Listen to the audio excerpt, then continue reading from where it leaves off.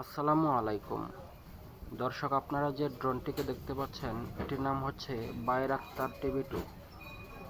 বিশ্বের সবচেয়ে শক্তিশালী ড্রোনগুলোর মধ্যে তুরস্কের তৈরি বাইরাক্তার টিভি 2 ড্রোন অন্যতম। এটি ইতিমধ্যে বাংলাদেশ সেনাবাহিনীর বহরে যুক্ত করা হয়েছে অনেক আগে। আধুনিক সময়ে যুদ্ধক্ষেত্রে সবচেয়ে বড় হাতিয়ার হলো সামরিক ড্রোন।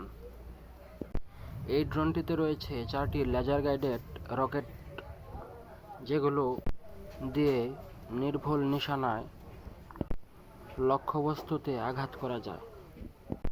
এই ড্রোনটি 129 থেকে 222 কিলোমিটার গতিতে উড়তে সক্ষম। বেস স্টেশন থেকে 300 কিলোমিটার পর্যন্ত ড্রোনটিকে চালানো যায়।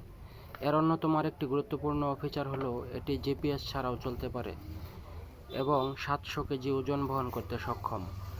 জ্বালানিও ধরে প্রায় 300 লিটার।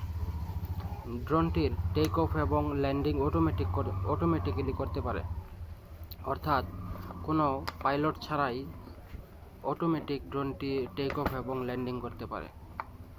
18,000 ফিট উচ্চতা থেকে যে কোনো কার্যক্রম চালাতে পারে। সর্বোচ্চ 25,000 ফিট উচ্চতা পর্যন্ত উঠতে পারে। এই ড্রোনটির একটানা 27 ঘন্টা 3 মিনিট ওড়ার রেকর্ড রয়েছে।